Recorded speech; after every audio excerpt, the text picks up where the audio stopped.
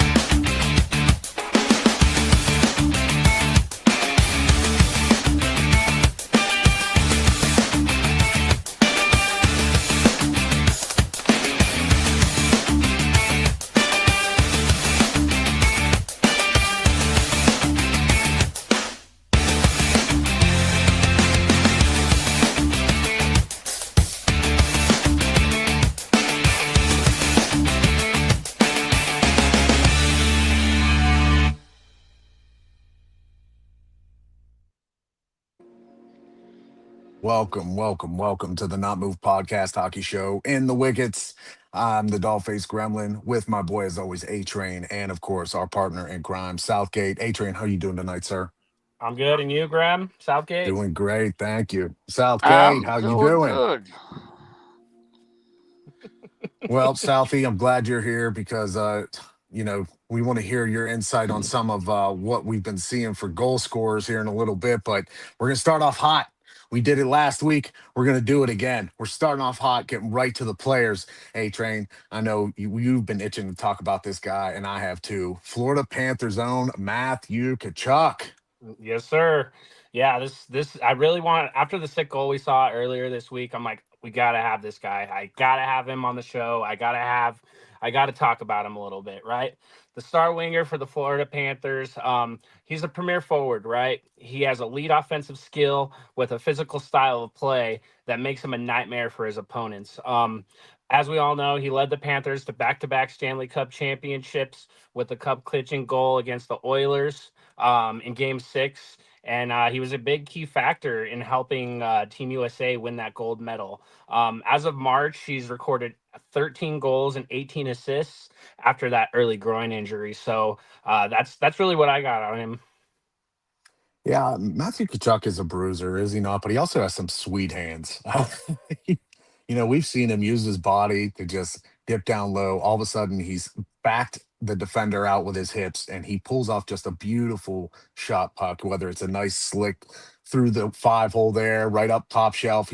I, I like watching him for that reason. I like seeing big men who play the game that have great hands, and man, he comes from a heavy draft, doesn't he, A Train? That Yes. draft is full of some heavy hitters. Yep. And obviously, as we all know, Hall of Famed father, brother in the league, right? Also made the league. So, that the bloodline is strong with that family. Yeah, Matthew really, you got to see a lot of him when he was in Calgary, as a younger player, the Avs playing the Flames a lot more than I get to see them. And I'm sure you were able to recognize how good he was at a young age. Yep. Like we saw in the video, man, the guy makes crazy, crazy shots, and I love watching him play. Southgate, what do you think of our boy Matthew Kachuk, part of the Team USA gold medal boys? I like everything I seen out of him. I thought A Train was just glazing him on the video, but when I watched the video, that was an amazing shot. I mean, that was probably one of the best shots I've ever seen. Yeah, Now, he's my only slick. question was that like because he had to do it, or was he just showing off his skills? I It's think it's a just little bit of both. Yeah, me too. That's what I Yeah. thought. Yeah, I think it's just being in the moment and, kind of making that elite play, not even realizing it, right? Yeah, Yep. that was crazy. Yep. Had to share it with the group because it was amazing. Oh Actually, A man. Train, for the audience, if anyone wants to see it, maybe you should just shout out what game that was so they can YouTube it or whatever. Yeah, so I'm actually just I make highlights every week, so definitely gonna throw that in my highlight reel this week. Okay. Yep. Yeah, and I remember watching Kachuk highlights with the Flames sometimes when I would see them A Train, and there was a couple times where he pulled off a great goal like that too. And you're just like, man, to me personally, I remember watching his father and to see kind of the same tendencies in his sons. It's great for the game to see it transcend like this. Um, Now, also, the Panthers aren't going to be in the playoffs this year, so we're not going to get to see Matthew do what he does best and just lay bodies out and play at 100%. But for the short time that he's been on the ice this year, barring injury, he has 31 points. So he plays very hard. He skates very well.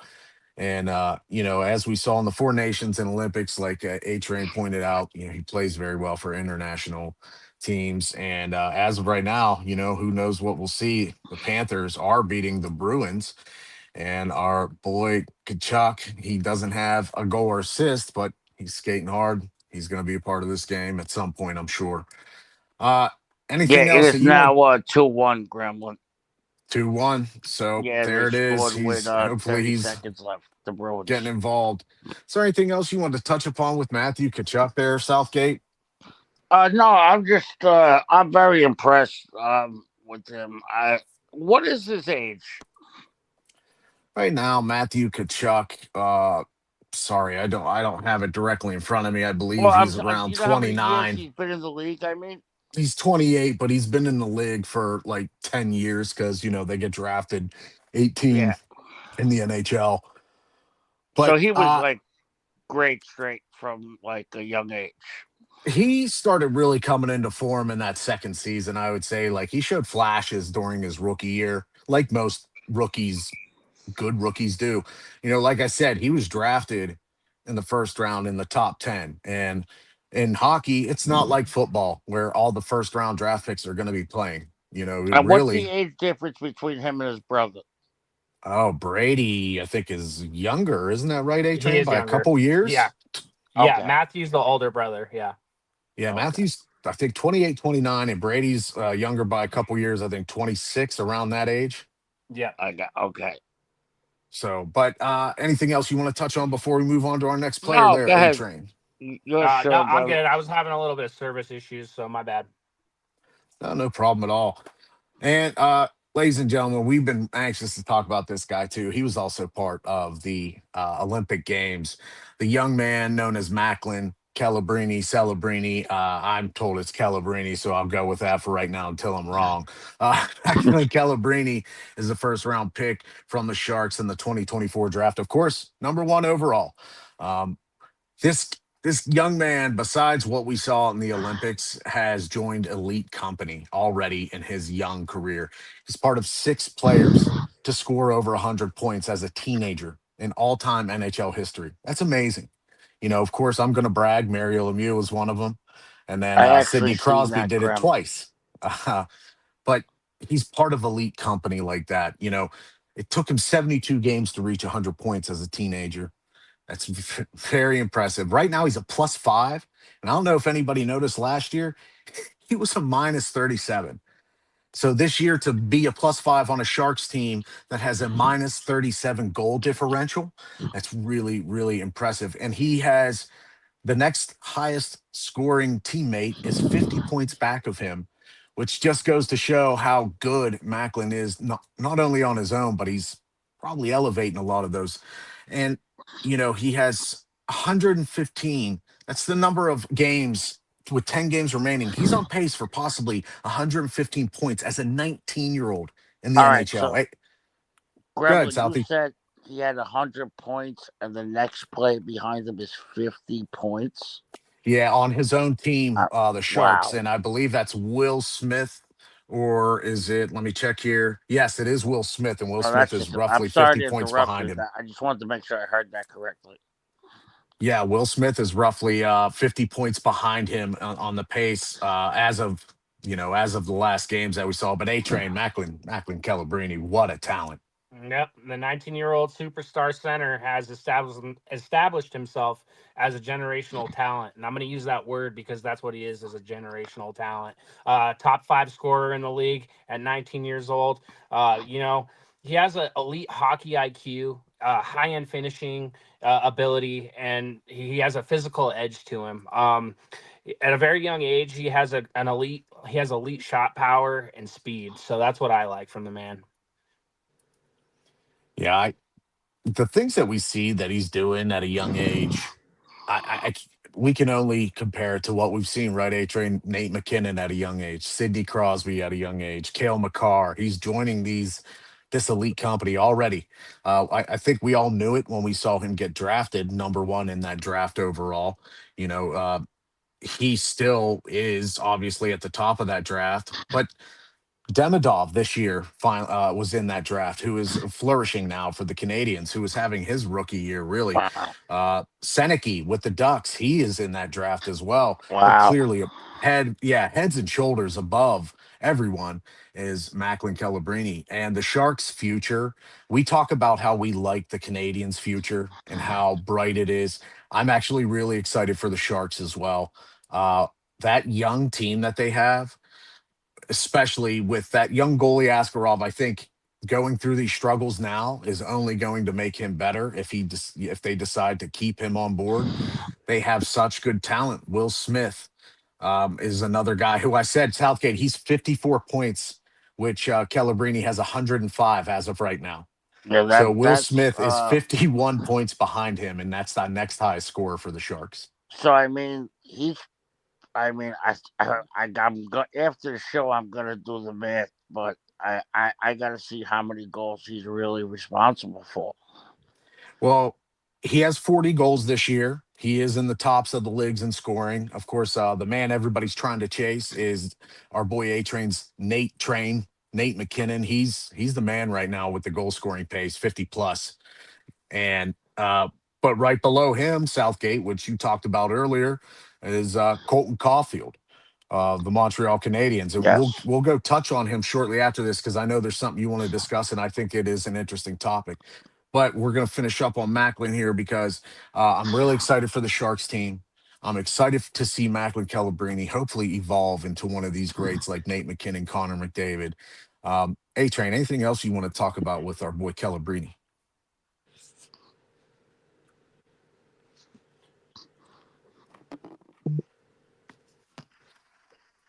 I think our boy A-Train's having a little service issue right now. But how about you, Southie? Anything else you want to finish up on with our boy Celebrini? No, I mean, the stats you told me that you said you want to talk about were highly impressive. Can you go over that draft class one more time? Yeah, so in his draft class, I'm going to go through the top 10. That way, maybe it'll give you some kind of context, right? So Macklin Celebrini went number one. The Chicago Blackhawks took Artem I'm going to butcher his name, and I'm sorry about this. Levshinov. Then the Ducks took our boy Beckett Seneke, who we have been watching all year. He's been playing great. Yep. Then, of course, I'm excited for this young player from the Columbus Blue Jackets, Caden Lindstrom. He's still in juniors. He's probably going to come up next year for them. And watch out, everybody. Columbus has some good young talent. Then you have, of course, Ivan Demidov, Southgate, who we were talking about earlier. Yes. And that's just the top 5 to round out. But also, and then when did Cale go? Cale Makar went all the way, but he was in a different draft. This is okay. I thought you said this is well past Cale Makar's draft. Okay. But I just in the last thing I'll say about Macklin, right? So far he's on pace for probably 115 points. But Southgate in 70 games last year as a rookie, just to let you know, he had 63 points. He was even developing as a youngster. He was well on pace. We saw greatness even at 18. That's amazing. Yeah. So, A-Train, anything you wanted to talk about with Celebrini before we head into our first break? No, you hit on the historic sophomore campaign. I'm having some service issues, but you hit on that. Yeah, you hit on the 16-ager in history to record 100 points. You hit on that, right? Yep. Okay, perfect. Well, guys, thank you for sticking around. After we get back, Southgate's going to bring up a topic about the goal scoring for the race, specifically with the Rocket Richard, something we saw earlier. It's a good conversation. I think you guys will like it. Hang with us. We're going to be right back. Number Friday nights, 9 Eastern. It's the Dribble NBA edition on the Not Moved podcast. We break down the week, the trades, the highlights, everything around the league. Tap in, chop it up with us, and get the takes that move the game forward. Stay not moved. If you're craving baseball talk that doesn't flinch, tap in with us Monday nights at 8 Eastern. It's the Rusty Mitt MLB edition of the Not Moved podcast. Breakdowns, debates, all the swings and misses without the fake fluff. Join us live or catch the replay wherever you get your pods. Rusty Mitt, not moved. Stay not moved. Tap into the Not Moved podcast every Friday night at 8 Eastern. We're bringing the scrap sheet, UFC edition. Every jab, every takedown, every headline. All the fights, all the drama, all the picks, right here. Watch live on YouTube or listen anywhere you get your podcast. Hit follow, hit subscribe. And stay not moved. Tuesday nights just got louder. Ringside Rewind is live every week, 9 Eastern. We're breaking down Raw, SmackDown, and everything leading into the weekend. If it happens between the ropes, we're talking about it. Deep dives, hot takes, and a few surprise and replays. A whole lot of arguing. Yeah, but the good kind. Ringside Every Thursday night, the Not Moved podcast drops a new episode of In the Wickets, our deep dive on everything around the NHL. We break down the plays, the trades, the stats, and the stories that matter. Plus, a few hot takes along the way. Join us live at 8 p.m. Eastern, or catch it on your favorite podcast app right after. Same energy, same audition. The world's game has a new home. Tap into the Not Moved podcast every Sunday night at 9 Eastern. It's the football edition, and I'm bringing you the El Uncle Max attack, everything World Cup, every angle, every goal. Breakdowns, laughs, and all the passion in the pitch. Stay locked, stay ready. Morning bettors, welcome back to Angling the Odds on the Not Move podcast. Every Monday and Friday, we tear into lines, probabilities, and hidden edges across the boards. We run the numbers, chart the trends, and find value plays so you can tilt the odds your way. Live at 10:30 Eastern. Mark it, lock it, and join the conversation. All right, everybody. Thanks for hanging with us through the break. We just want to shout out some of our good shows from our fellow Not Move podcast members. Robert holding it down on Tuesdays, talking about wrestling on Ringside Rewind. He's joined by Ja, Zip Zap. Coach Common was there this past week. So always check out our fellas over there on Ringside. Then we have us always Thursdays for you, 8 p.m. Eastern Standard Time. And Friday, of course, Jimmy with the MMA show. He has been doing a great job. Yes. And so please check Southgate. You were there with him last week, weren't you? Yes, I was doing it with him last week. Yes. So Jimmy has been holding it down with the MMA show. So please check Jimmy out, doing a great job at 8 p.m. And then following Jimmy's show at 9, I host the Dribble with our friends Tinez, Bags, Bando, and Joe's is going to be showing up to discuss all the NBA action. And yeah, and plus we got some really exciting things in the works for Not Move Draft Day. BKFC, some stuff coming up possibly for Not Moved with the interviews that JB did. Everybody, please check out the interviews our boy Robert and JB are doing on Millions. They're on YouTube. You can check the clips.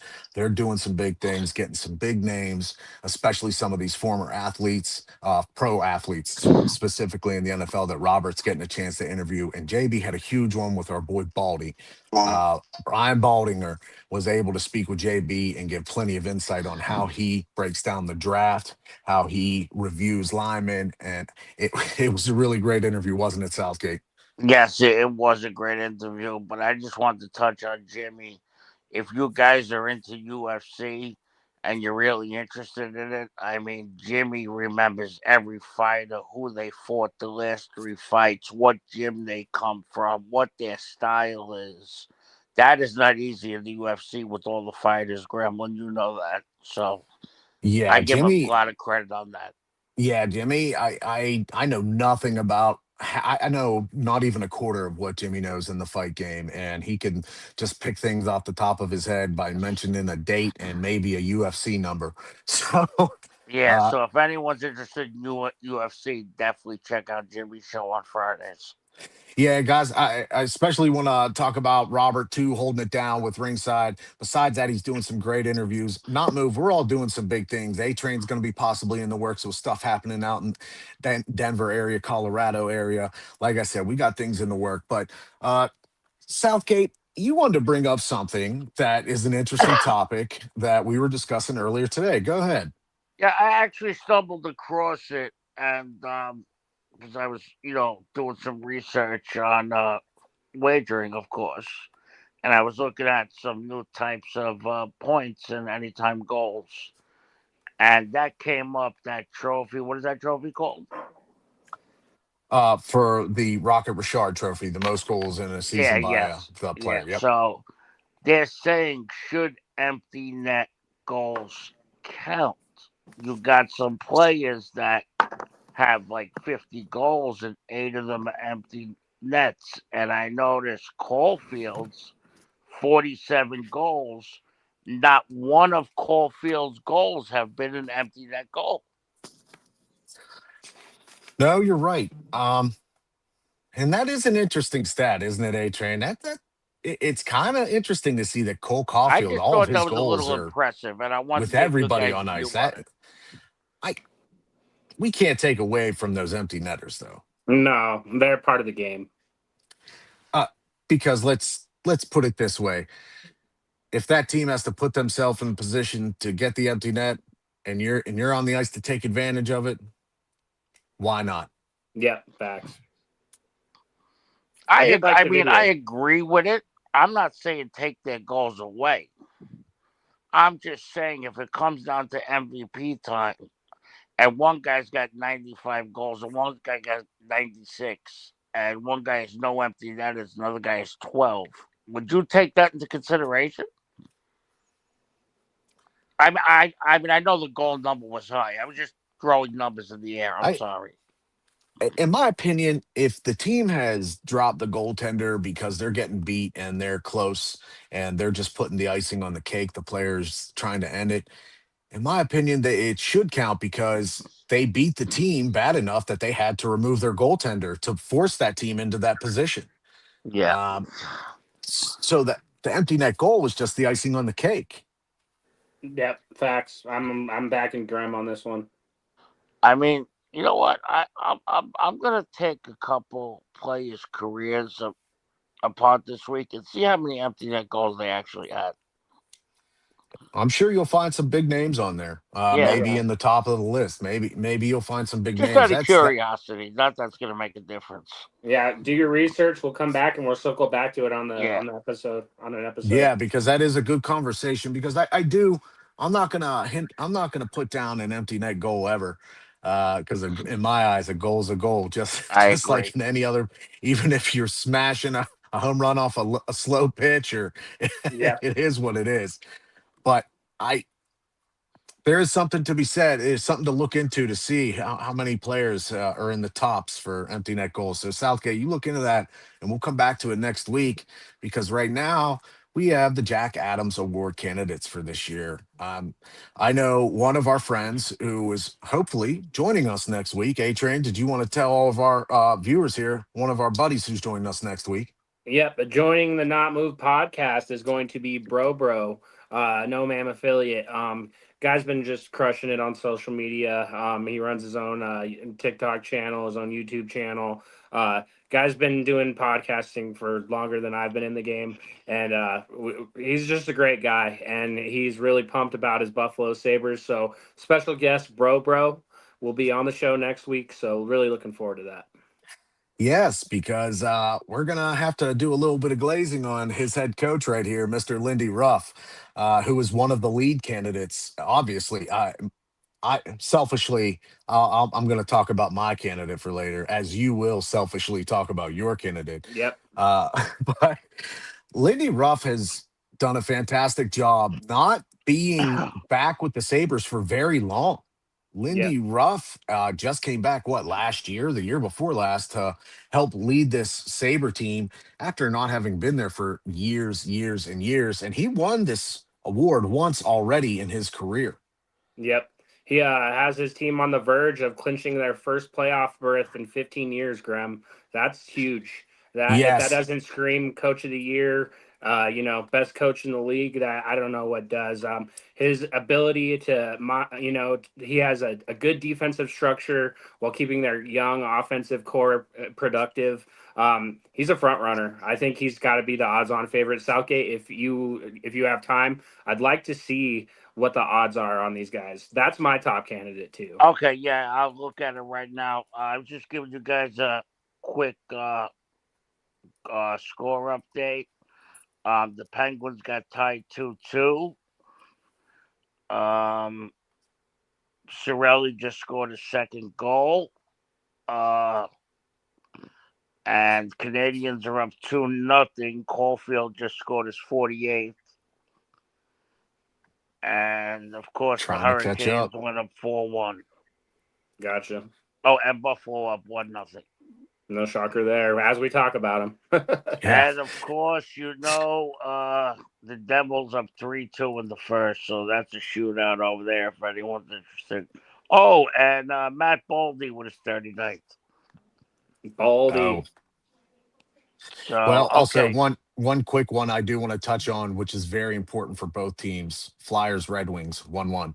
1-1, yes. Yeah, Flyers are on their way up right now. Red Wings seem to be there's something here that we could briefly touch upon afterwards in the standings that we're going to go into on the Red Wings, and the Ides of March seems to be the end of them for the last 4 years. But I A Train, I can't disagree with you. I really like what Lindy Ruff has done with this team. I think he has to be the odds-on favorite. So Southgate, why don't you look into see who the Jack Adams favorites are right now, and we'll go on to the next candidate, John Cooper from Tampa Bay.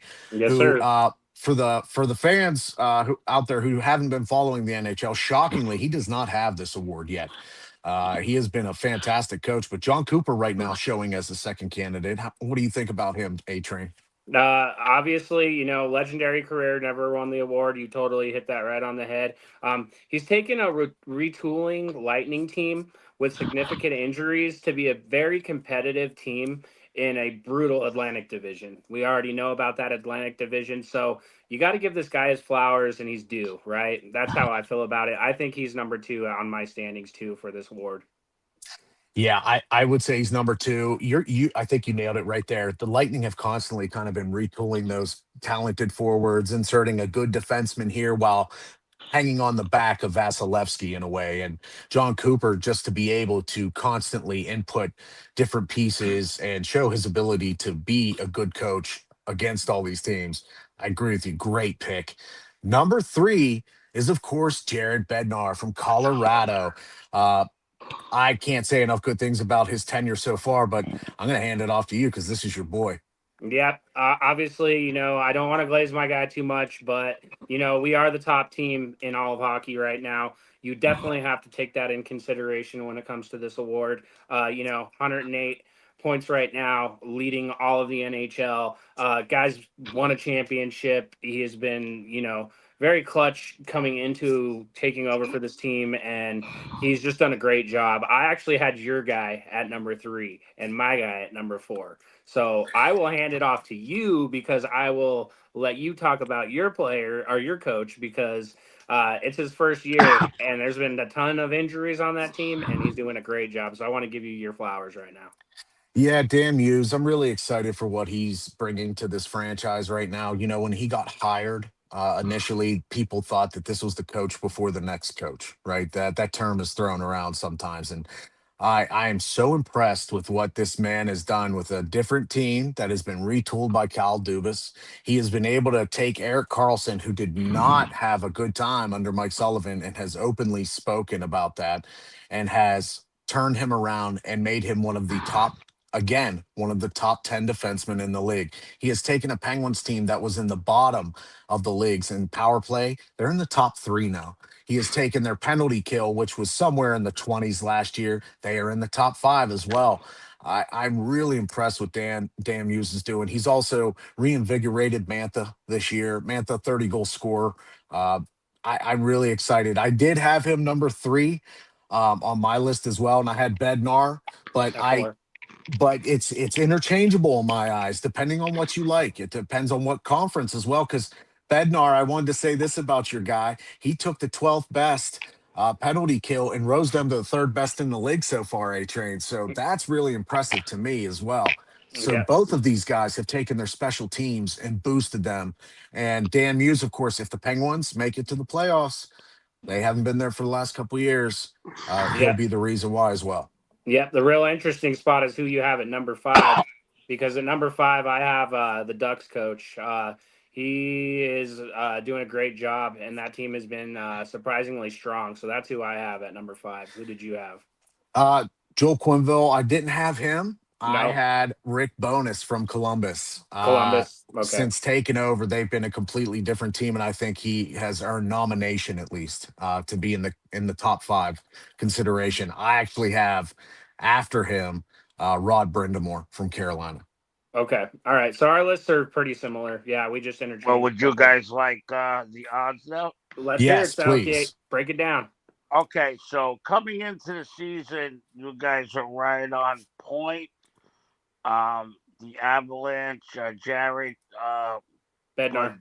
Yes, he was the favorite, followed by Dan Muse from Pittsburgh, followed by Todd McLean, followed by Dean Evanson, and then followed by the Utah coach. Those were the top 5 favorites coming into the season.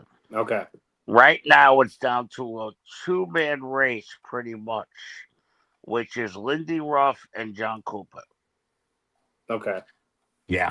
I don't see how it is anybody else's war besides those two. I think maybe what might give Lindy Ruff the nod is just because how Buffalo has been for the last better part of a decade. Lindy Ruff last year took them to 36-39, and then this year, look at the stark improvement, 46-21 right now. I don't know, they at Adrian. the What do you top of think? the I could see Atlantic either right one now? getting it. Yeah. Yeah, that's what it says. Duly to the top of the Atlantic. Now, just to sit in third and fourth, just to let you guys know, it's third is Rick Ballas of Winnipeg. Wow. And fourth is Joe Quinville of Anaheim. Okay. So Okay. that was my 5. Yeah. So the Winnipeg coach probably dropped due to how their season is significantly done. That's I mean, surprising. like Lindy Ruff is minus 180. John Coop is plus 165, and then it goes to the Winnipeg coach at plus 5,000. Wow, that's actually shocking. I'm actually shocked by that right now. Winnipeg is still in the running? Oh, he's just a third place coach. Now, granted, I just want to let you guys know, FD didn't, I could say FanDuel on here. FanDuel did not have any lines on this award. I had to find this on Google. Okay, so that could be how skewed. completely accurate it is, I'm not 100% sure. Yeah, how are our coaches not in there? We're gonna have to call FanDuel or something. More research. I was trying to get something quick for you guys right now. No, you're good. Do your research, Southgate. We like it. Okay. And so far, I besides Lindy Ruff and that John Cooper, I would like to hear the odds on both Bednar and Muse if you get a chance Southgate, because those have to be enormous. How are we Those not have to 3 be- and 4? How are we not 3 and 4 at least? That's what I don't understand. Yeah. I Winnipeg blows my mind. I don't know if last year has influenced that one due to how good of a team in the regular season. But even still, if it was consistently still that coach right now, I'm shocked. I really am. Nothing against them. I get the preseason before the season started, but where we're sitting right now, to me, that's just seems a little off to me. I don't know.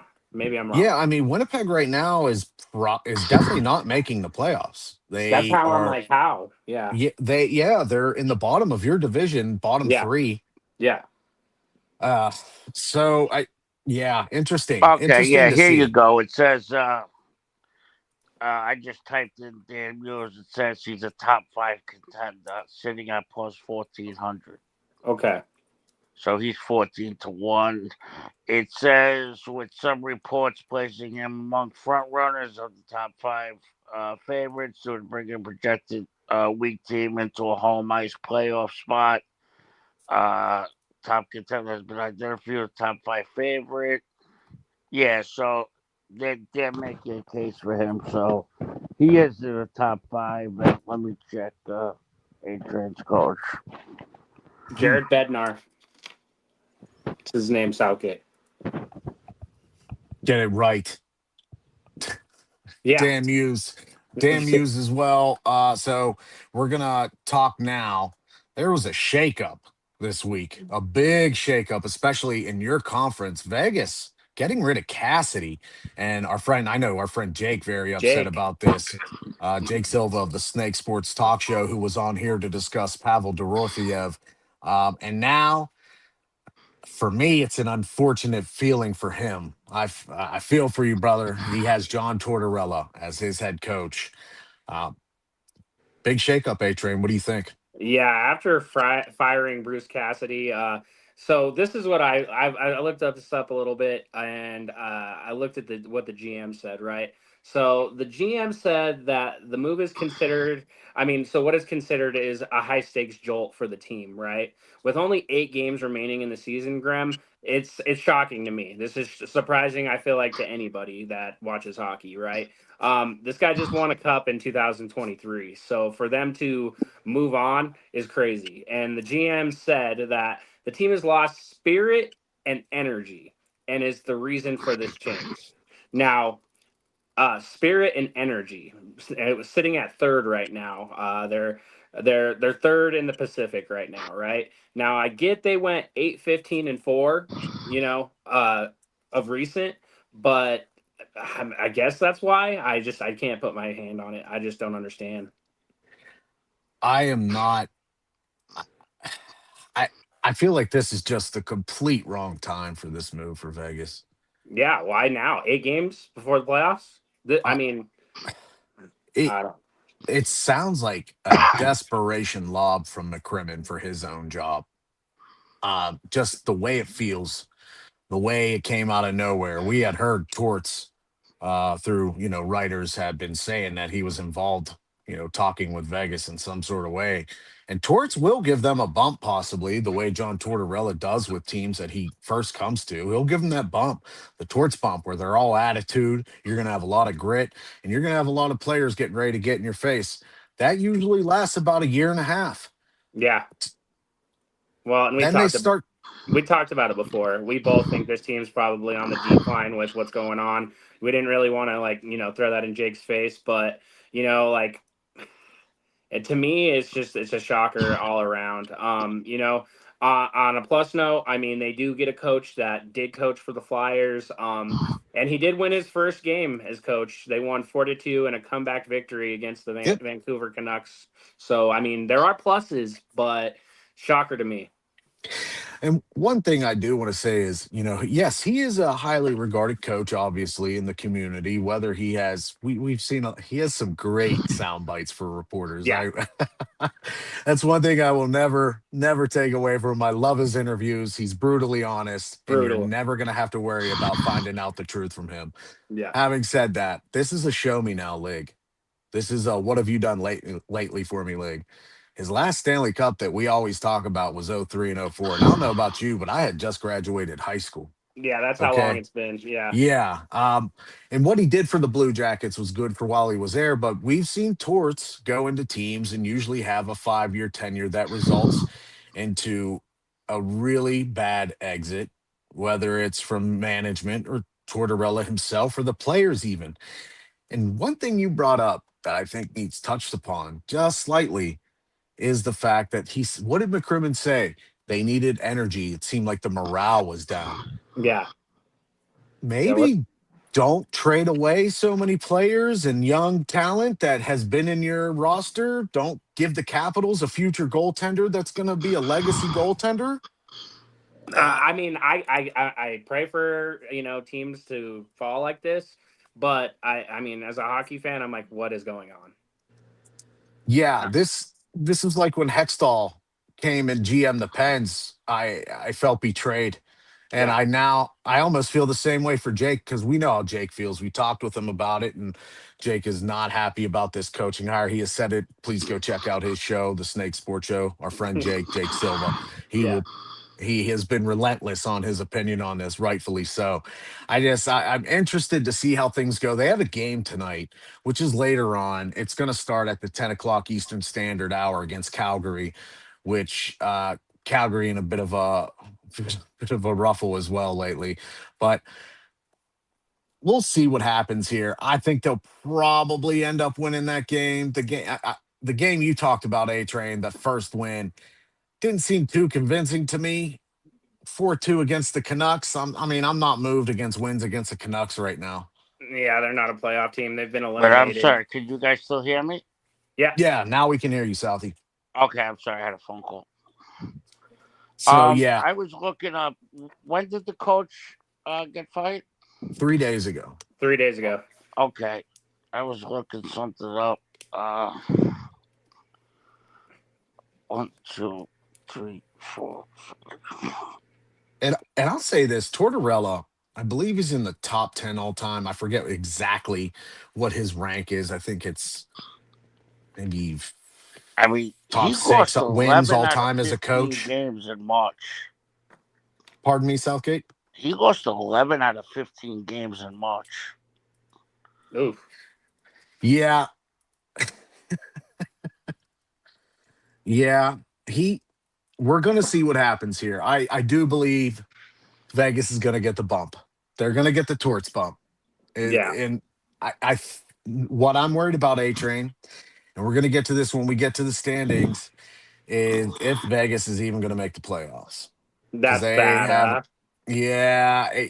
I think they're going to make it, but are they going to be in that 3 or 4 spot with the Kings nipping at their heels? Are they going to keep winning to stay there? Or are they going to let the Kings come back and get above them? I don't think so, but we have seen stranger things happen in the NHL before. Yeah, that's why I was kind of glad you asked Jake on what he thought his team was going to do, and this was before the head coach firing. So I wonder if his opinion has changed since our last conversation. Well, here's another one. If you want to talk, in 12 of those 15 games, they let up 4 goals or more. That's not good. Wow. Yeah, they needed some goalie help.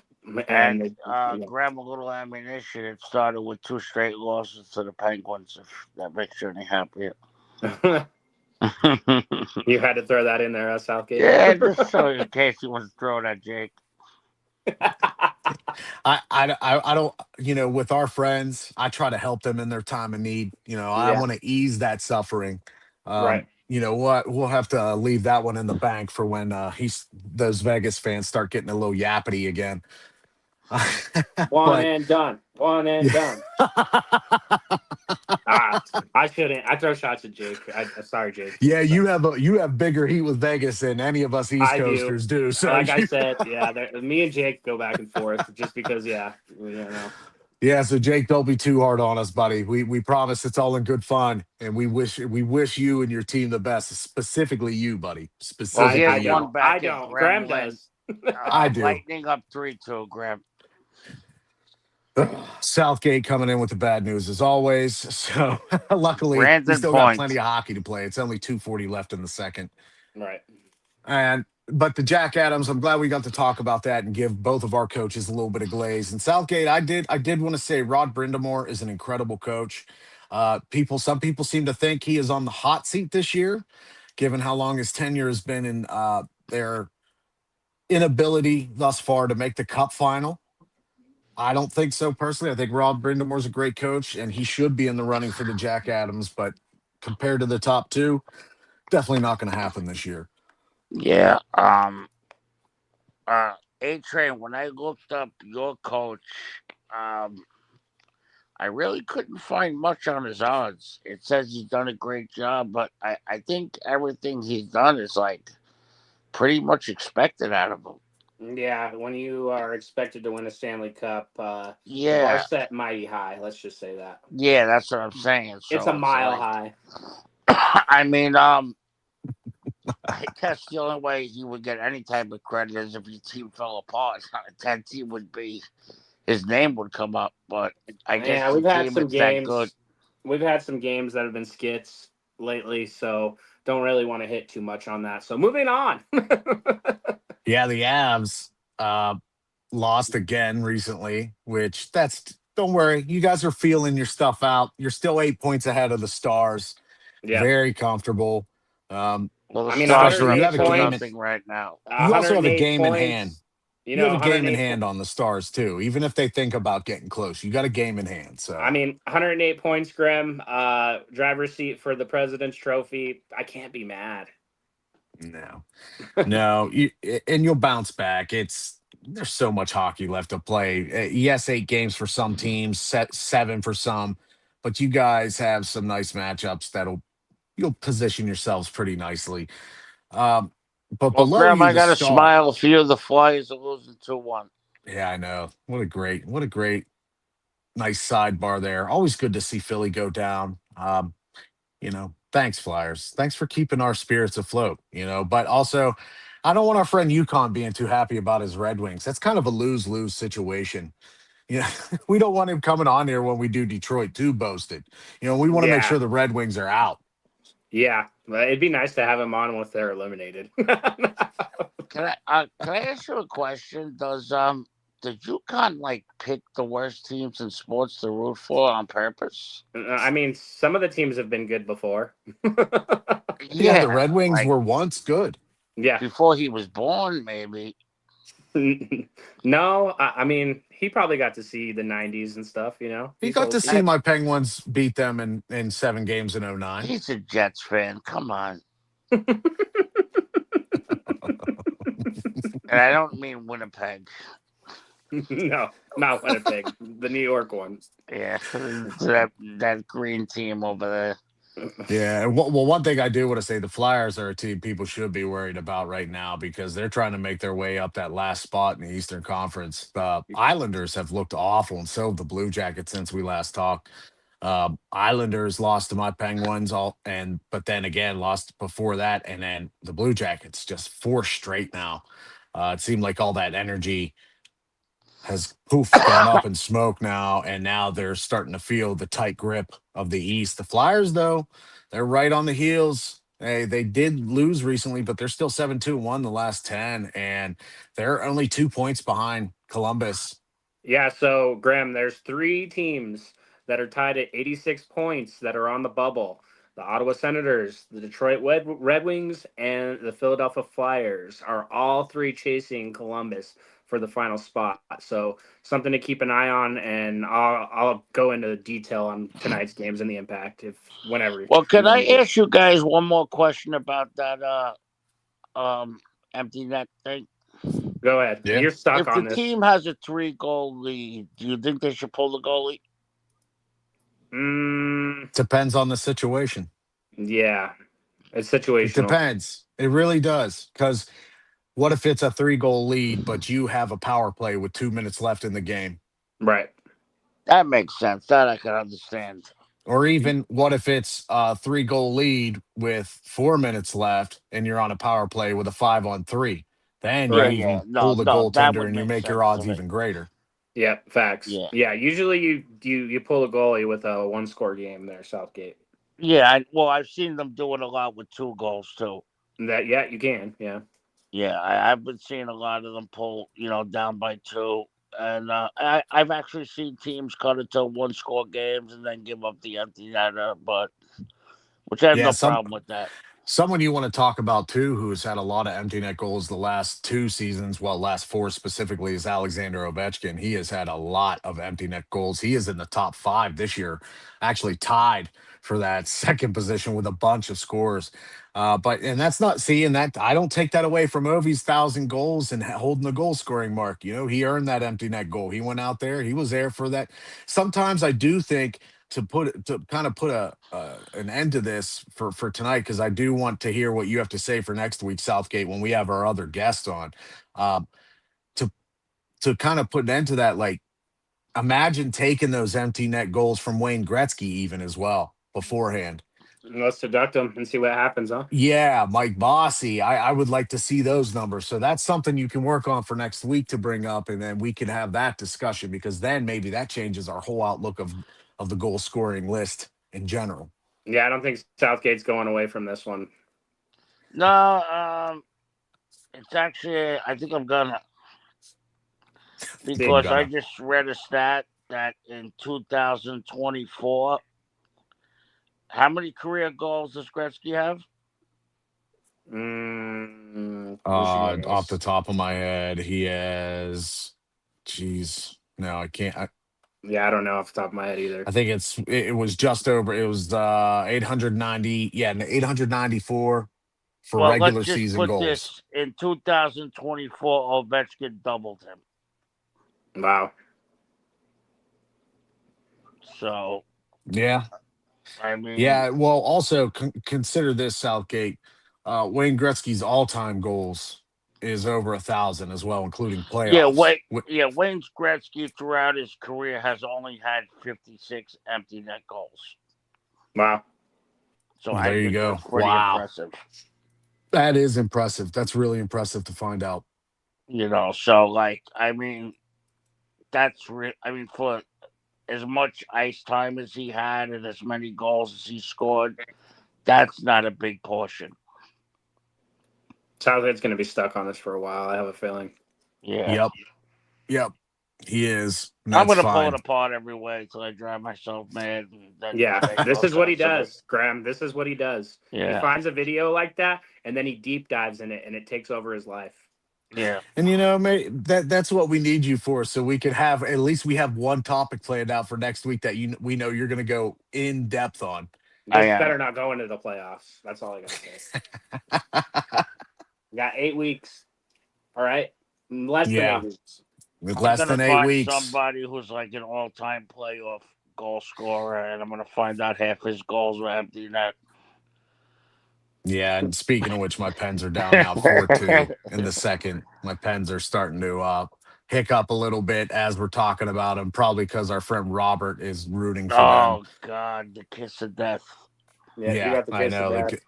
When Robert says he's saying it all morning to me, I'm rooting for the Pens tonight. I knew it was going to be a bad night. So there you go. Robert with the hex. He did it again. The jinx known as Robert.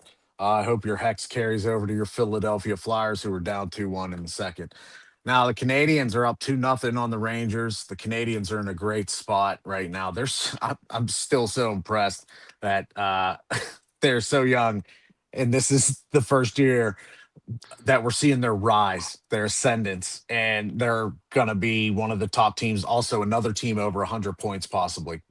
Yeah, third in the Atlantic. Looking good. Well, I found a new way to wager hockey. If anyone's interested, you want me to save it till next week?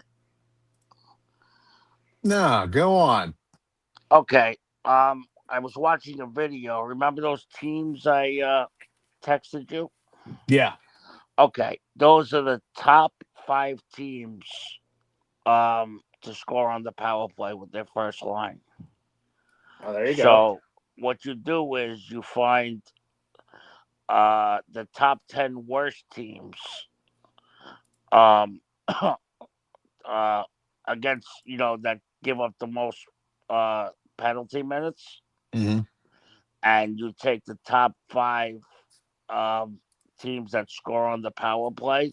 Yeah. And you bet 2 of their guys whenever they're playing each other for 1 point scored each on the main line. This guy just made a whole spreadsheet. This is insane. Yep. And yep. It hits 86% of the time. My guy doing his homework. If you see this channel and this stream all of a sudden get blacked out, you know why, because he hit something good. Yeah. Yep. Or if he stops showing up, that means he hit the lotto. Yeah, something good happened apparently, or maybe someone didn't want that information to go out. Now, don't get me wrong. If you get a guy like Pasternak to score a point, or like a Sidney Crosby or an Ovechkin, he's normally going to be minus 400 in a night. Right. But if you could find a guy like a Mark Stone or a JT Miller, they'll be minus like 180, 150. So if you could hit 2 of those guys a night, it'll average out. You're not going to make a killing every night, but you could make a little living off it. There you go. A little living. Yeah, that's all we're asking for, just a little living. Yep. We do. Listen, an extra Sabres. 150 a night's an extra 150 a night, right? Yeah. Oh, yeah. Next game is Sabres Senators. It's tied at 1 at the end of the second. Sabres and Senators. Senators fighting for that spot, A-Train. All right, let me break this down, right? Buffalo Sabres clinch with a win over Ottawa, okay? The Carolina Hurricanes clinch with a win over Columbus, right? The Tampa Bay Lightning clinch with a regulation win over Pittsburgh and help from Detroit and Columbus. They need them both to lose. And the Minnesota Wild clinch with at least 1 point against Vancouver. So those are the 4 teams with clinching scenarios tonight. Well, A-Train, who just scored again? You tell me, because I'm doing the podcast. Jack Hughes. Jack Hughes. That's my guy. There you go, getting that NMP rub. Yep.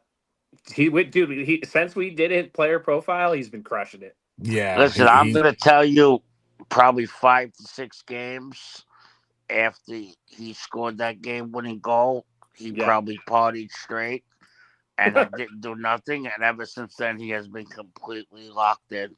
He's completely locked in. Unbelievable. Yep. He deserves it. Yes. He does. And the Hurricanes are up on the Blue Jackets right now, starting a third, 4-1. So I think the Hurricanes are comfortably going to win that game. And the Red Wings, of course, up 2-1, end of the second on the Flyers. And Boston down by 1 to the Panthers. Boston's holding on to that bottom spot. They're ahead of the Senators in that division's bottom spot. Well in hand. I mean, Senators are off by about. Boston was playing very well for a while. I feel like they slowed down a little bit. Am I right in that? Well, no, they've won their last 4. They have been doing well since we last spoke on the podcast. They have kicked it up. Swayman has improved a little bit more as well. Boston might be a sneaky team, I think, for the Sabres, if that's the first round team that they have. Boston still has experience. The goaltending may not be very experienced in the playoffs, but Boston has a lot of experienced guys still there. And I think that could be a good challenge for the Sabres. It might be a little bit more than they expect. And if the things shake out right now with that division, the Lightning are going to play the Canadiens in the first round. So Martin St. Louis is going to coach against his former team that he won a Stanley Cup with. Wow. I want to see that series. That is a series I want to see. Let's go. Yeah. Now, A-Train, I have one question for you. I know your team is great. But after last night, this is the second game in a month I've seen like 8-6, 9-8-7. Like, you want another problem? Yeah, is it your goaltending? Is it your defense? Boom! You hit it right on the head with your first answer. So your goaltending is very suspect. That is our biggest. That is our kryptonite right now. That is our Achilles heel right now. That is what is preventing us just winning every night. I'm watching this team very. Who are your goaltenders? Wedgwood and Blackwood. So and which wood do you prefer? Neither of them, because they're so brittle. That's some brittle wood right there. They're both good goalies. Wedgwood. Yeah. Oh man. Yeah, no disrespect, only teasing on this show. We got nothing but mad respect for all our hockey friends, professional and otherwise. Just teasing about the brittle woods. Oh my gosh. Southgate. Man. Leave it up to Southgate, right? You know what? They're moving like wood, like driftwood. You know what, Southgate? I don't need your opinion on my team, all right? From now on, we're going to call them the Colorado Driftwoods. Okay, the one weak spot that has happened recently, right? It was 6-8, all right? Don't act like it was, 10 goals let up. Relax, all right? Yeah, but it was to Vancouver. I mean, we had 2 games that this has happened, all right? Relax. Does anybody even know a Vancouver fan? Yeah, I do. He's very depressed right now. You got to give him something. Come on now. I mean, Western Canada, it gets dark out there in the wintertime. They're just coming out from that 18-hour days of darkness, Southgate. So that's tough, man. That they got to get the wins where they can, and if it's against an Avalanche #1 team in the whole of the NHL, I think they'll take it here and there. Right. Only here and there, though. Bad vampire movie about that. Yeah. And then, don't worry about my team, Southgate. All right, worry about your own team. All right, first off. All right. Well, don't worry. We're going to get Robert to root for the Avalanche here soon. So I told you, you can't troll me. We're in first place. You can't troll me, Southgate. Okay. No. My friend's a very big hockey guy. He goes, "Who you rooting for?" I said, "The Hurricanes." He said, "Great team, but they're chokers." Yeah, you are a choker. He said they choke every year. The other games that we have tonight that haven't started, which Blackhawks Oilers is going to start here soon. But then, like I said, Flames Golden Knights, we'll see Torts' next game, see what he can do with those boys. Kraken Mammoth, both teams are looking for a win here, so that should be a really good game. Yeah. I think it's going to be a lot more exciting than what Southgate thinks, because, anytime Southgate brings up the Kraken, I hear a big yawn come afterwards. Oh, my God. And then we have the Maple Leafs and Sharks. two non-playoff teams, but hey, good luck to Calabrini. I want to see him keep scoring in the final game as the Predators and Kings. Kings are going to be the ones playing it out. But if the playoffs started today, like we covered in the Atlantic, Sabres against the Bruins, Lightning against the Canadians, in the Metro, Hurricanes against the Blue Jackets, Islanders against the Penguins. I think I love my Pens. Don't get me wrong, folks. I love the job Dan Muse has done, but I see the Hurricanes coming out of the Metro. Not going to change from that until I see some great games from the Pens coming down the stretch. Yep. It's going to be the Hurricanes coming out of the Metro, in my opinion. Central, though, A-Train, your team is going to be facing the Mammoth. Yep. And that, most likely still coming down the stretch, even with the Predators trying to get close on their tail. The Mammoth, I think, are going to handle this. We'll see after tonight. But I think you guys, if you play the Mammoth in the first round, your playoff experience is going to be too much for them. That could be a nice sweep or the gentleman kind. Yeah, and let then the Stars and Wild beat each other up. Yep, let them beat each other up, go to 7 games. That'd be nice.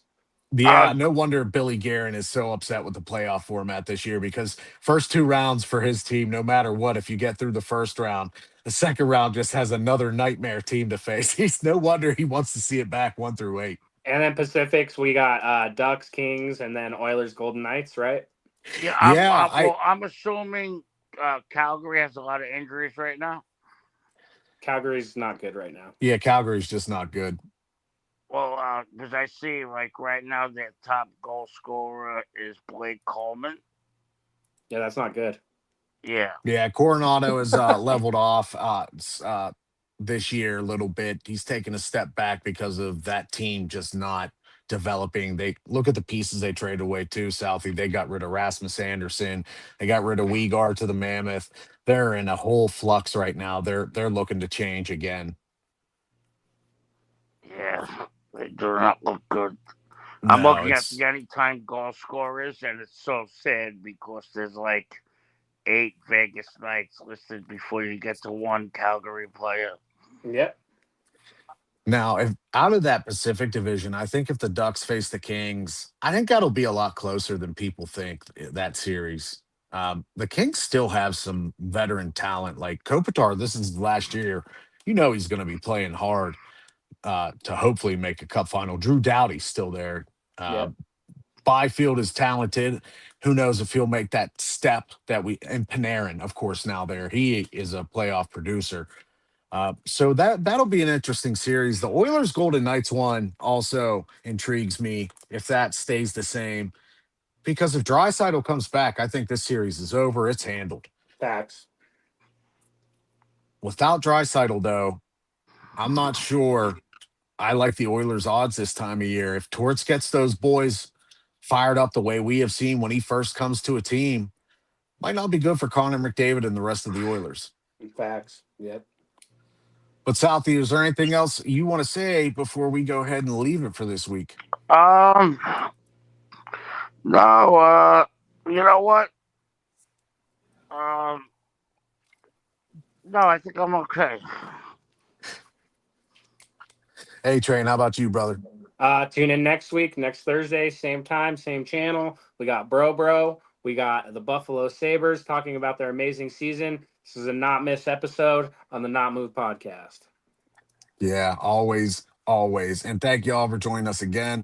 We are going to be back next Thursday, 8 p.m. Eastern Standard Time with our boy Bro. We're going to be glazing the Sabres. So Sabres fans, get your gear on, get your big foam #1 fingers out. We're going to give you all your flowers and your props. We're going to give you some nice franchise history props. We're going to do it all, especially for our friend Bro who's coming on. We might have one more special guest for another NMP player. We're going to have some big things coming this next episode and for us in the Wickets in general, guys. So stick around, stay on the ice with us. Robert, if you keep rooting for my Penguins team, I'm just going to have to start being mean about Philly, and I don't want to do that to you. And one more thing, Southgate is going to dive into this William McKinley jinx that Buffalo has on it.